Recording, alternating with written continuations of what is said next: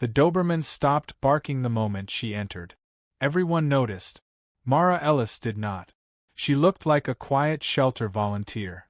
Plain gray jacket, faded jeans, hair tied back, eyes lowered. Nobody knew that Mara Ellis was not her real name. Nobody knew that for 8 years, she had served in places she no longer allowed herself to remember. Then the dog backed into the corner. Its teeth showed. Its breathing changed. And it made one low sound. Not a growl. A warning. Mara froze. Her fingers began to tremble. Then the dog heard a name. Commander Voss is coming.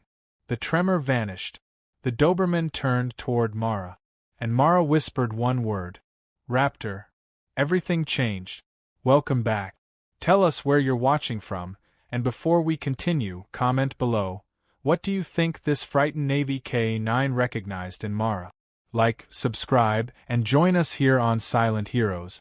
By 8 o'clock that morning, the rain had covered Norfolk in a cold gray sheet. The Navy dog shelter sat behind an old maintenance building near the harbor, surrounded by chain-link fencing and wet concrete. Inside, the air smelled of disinfectant, damp fur, and metal cages. Mara had chosen the place carefully. Quiet. Temporary. Forgettable. That was the point. She was 36 years old, though strangers often guessed younger. Her brown hair was cut unevenly at the shoulders. A pale scar crossed her left wrist. Another disappeared beneath the collar of her shirt. Her hands were small. They always shook. At least, they appeared to. She had learned the fastest way to survive was to make herself small. Do not stand too straight. Do not look people in the eye. Do not let anyone remember your face. For 8 years she had followed those rules. Her real name had disappeared from public records after an overseas operation that officially did not exist. She had taken a new name, moved through 3 cities, and worked jobs nobody asked questions about. A pharmacy, a diner, a warehouse. Now, a small animal shelter contracted to care for retired military dogs. Perfect. Or so she had thought. Ellis. Mara stopped. Commander Daniel Voss stood at the end of the corridor. He was tall, broad, and always perfectly pressed. His boots made sharp sounds on the concrete. He had the habit of adjusting his cuffs whenever someone disagreed with him. It made him look calm. He was never calm. Voss had arrived 6 months earlier to oversee the Navy shelter program. Since then, he had treated the staff like furniture.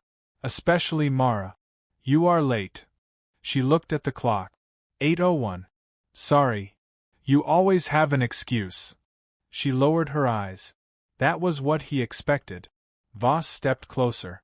Let me give you some advice, Ms. Ellis. You clean cages. You feed dogs. You do not offer opinions. Yes, sir. His mouth tightened. He hated how easily she agreed. Remember your place. I do. His signature line.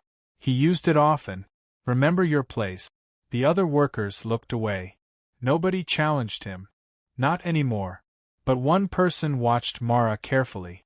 His name was Samuel Reed. 72 years old. Retired Navy corpsman. Bad knee. Thick glasses. He volunteered at the shelter 4 mornings a week. He had been watching Mara for 3 months, and he did not believe the act. That morning, as Mara filled a steel water bowl, Samuel moved beside her. You hold your shoulders wrong. She kept working. What? Like somebody taught you to expect gunfire. Her hands stopped. Only for a second. Samuel smiled faintly. I knew plenty of people who carried themselves that way.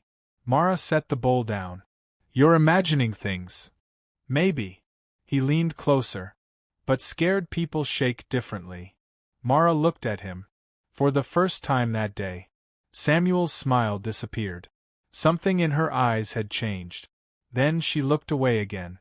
You should take your medication, Mr. Reed. He laughed. There she is. At 10:17, the sirens began. 1. Then 2. Then 3. A vehicle tore through the shelter gate. The main door burst open. Medical emergency. 2 Navy handlers rushed inside carrying a stretcher. A Doberman was strapped across it. Blood covered its side. Its black coat was soaked dark. Clear the corridor. Move! The dog snapped violently. A handler cursed. Stay back! Mara moved aside. Voss pushed past her. I am in command here. Of course he was. He grabbed a radio.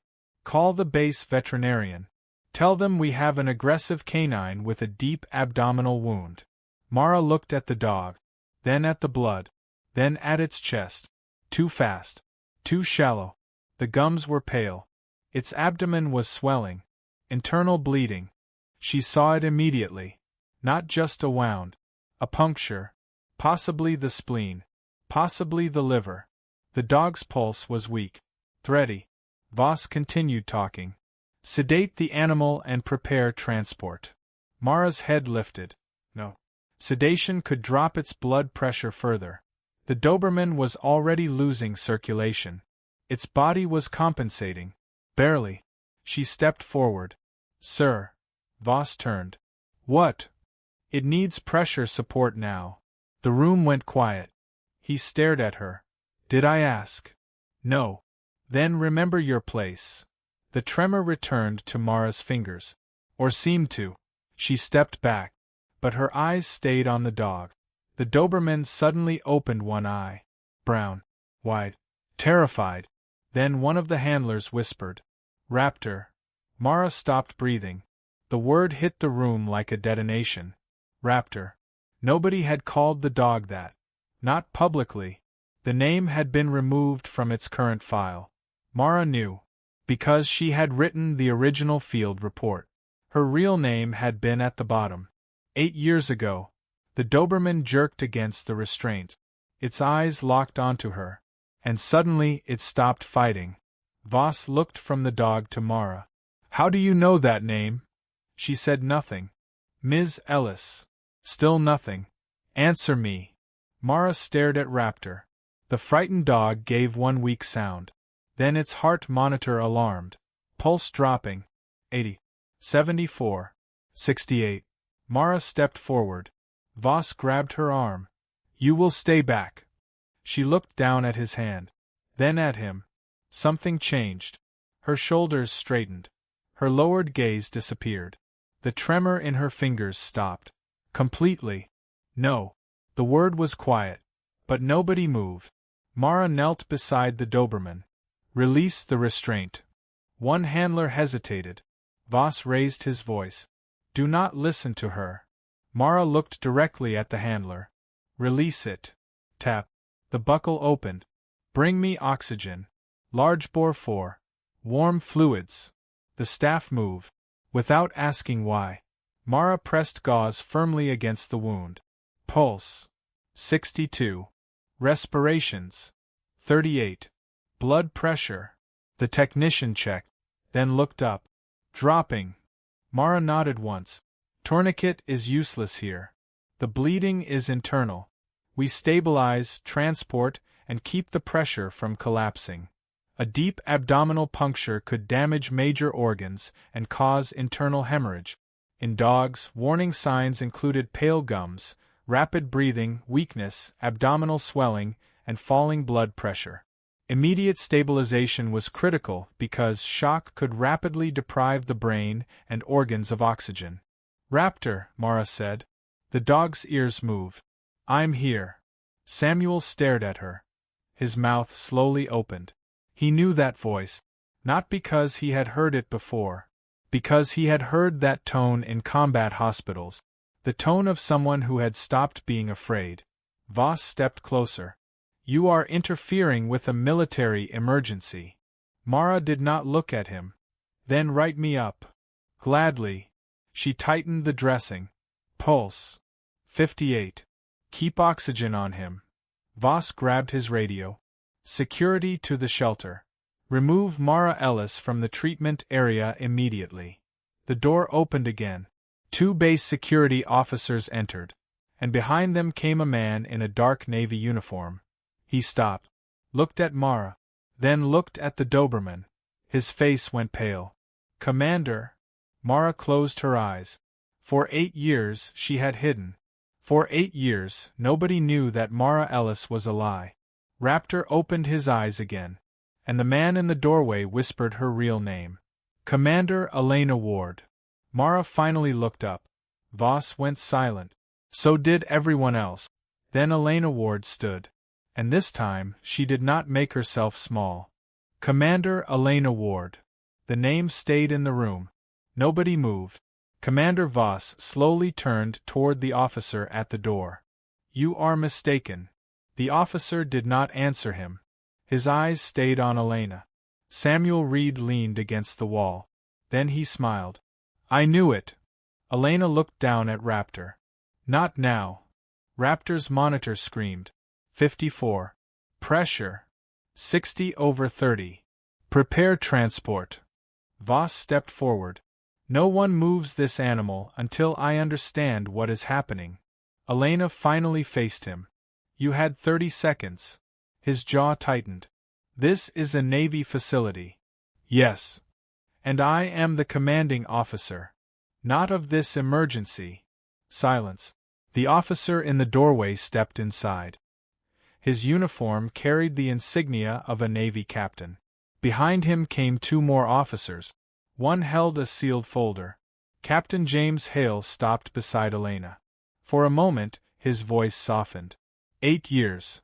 Elena gave a small nod. Captain. Voss stared at them. Explain this. Hale turned. You really do not know? I know that she was hired here as Mara Ellis. No, Hale said. That is what she wanted you to believe. He opened the folder. By 10:26 that morning, the entire shelter had gathered near the treatment room. Handlers, technicians, volunteers, security officers, and Samuel. Nobody wanted to leave. Captain Hale read from the first page. Commander Elena Ward. Naval Medical Officer. Former Tactical Trauma Specialist assigned to Classified Maritime Operations. Voss went pale. Hale continued. For service under fire, she received the Navy and Marine Corps Medal. Another page. For extraordinary action during Operation Black Current, she received the Silver Star. Elena closed her eyes. She did not want to hear it. Not here. Not now. But Hale continued. During that operation, Commander Ward evacuated 6 wounded personnel while under hostile fire. Samuel looked at her hands. No tremor. Nothing. Voss gave a dry laugh. This is absurd. Hale looked at him. Is it? Voss adjusted his cuffs. Once. Twice. A habit. A tell. She never disclosed any of this. She was not required to. She was employed under false identification. Elena spoke. The identity was authorized. Voss turned toward her. His face changed. For the first time, he looked afraid. By whom? Hale handed a document to security. That information is no longer your concern. Then he looked at the officers. Commander Daniel Voss, you are relieved of authority over this facility pending investigation. The room went still. Voss laughed again. You cannot remove me because some woman claims to have a medal. Hale's expression hardened. No. He tapped the folder. We are removing you because this morning, before the emergency began, Naval Investigative Service received evidence connected to your shelter contracts. Voss stopped laughing. There it was. The crack. Samuel saw it first. Elena saw it second. Hale continued. For 3 years, medical supply invoices were altered. Sedatives were purchased in quantities far above operational need. Funding was redirected through a private research contractor. Voss stepped back. That is an administrative matter. No. Hale lifted another document. It is a criminal one. The shelter became silent. Raptor's monitor kept beeping. 52. Elena turned. Transport. Now. The staff moved. Nobody waited for Voss anymore. They had learned. The fastest shift in a room was not loud. Sometimes it was simply a decision. Nobody looked to the old authority again. 2 security officers moved toward Voss. Then the lights went out. Darkness. 1 second. 2. 3. A metallic sound came from the rear corridor. Elena froze. Not from fear. Recognition. She turned toward the dog. Down. Samuel dropped beside the wall. The others hesitated. Then a sharp crack exploded through the building. Glass shattered. Raptor jerked on the stretcher. Everyone down. A second shot struck a steel cabinet. The shooter had not come for Elena. The bullet angle told her that. The transport vehicle outside was the target. Raptor. Someone wanted the dog dead. Elena crawled beside the stretcher. Move him behind the concrete partition. The handlers grabbed it. Another shot. Voss disappeared into the darkness. Elena noticed. Of course she did. She had learned the fastest way to survive was to notice what other people missed. Footstep. 3. One heavy. One dragging. One moving toward the rear exit. Voss was leaving. With someone. And somewhere inside the shelter was the reason. Samuel grabbed Elena's sleeve. What's going on? She looked at him. Stay low. That dog knows you. Yes. How? Elena hesitated. Then she answered. I trained with him. Another shot. Elena moved. For 8 years, she had refused to run toward danger. Not anymore. She followed the corridor. No lowered gaze. No shaking hands. No Mara Ellis. At the rear exit, she found Voss beside a metal cabinet. A second man stood near him. Civilian clothes. Weapon in hand. The cabinet door was open. Inside were medical records, drug logs, payment files. Voss looked at Elena. You should have stayed invisible. Elena stopped. You hired someone to kill a dog. Voss smiled. That animal was evidence. The truth came fast. The illegal contractor had been using retired military dogs in an unauthorized drug trial. Raptor had survived after escaping during a transfer. His old operational training. Records contained names, dates, and medical signatures. Voss had known. The emergency that morning was not an accident. Raptor had been attacked. Silence. Elena looked at the files. You caused this.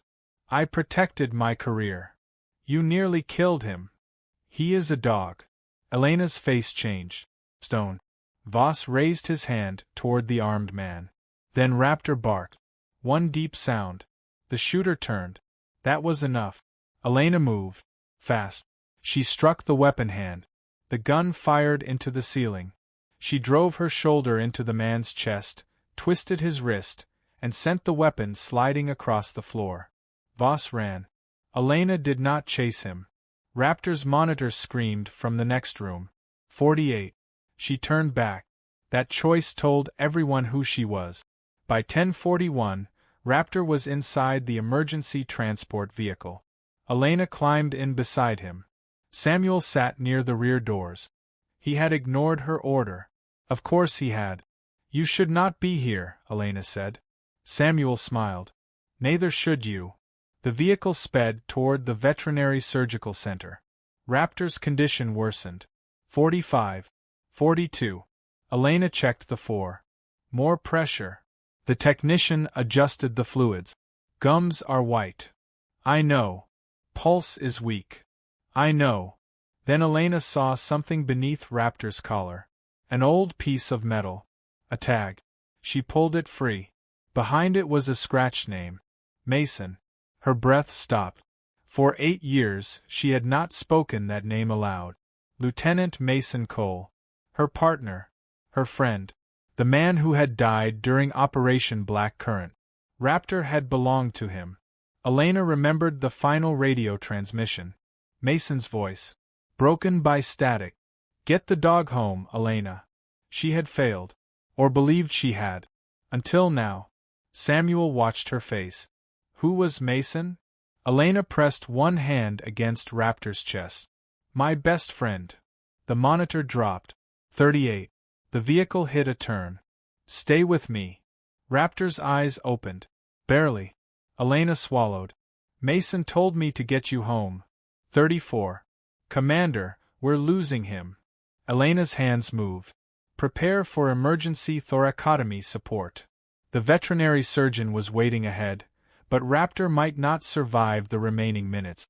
The team prepared for immediate decompression and emergency intervention because severe internal bleeding and shock could cause rapid cardiac collapse. 30. Compress. 28. Again. 24. Elena leaned closer. Mason never asked me to save everyone.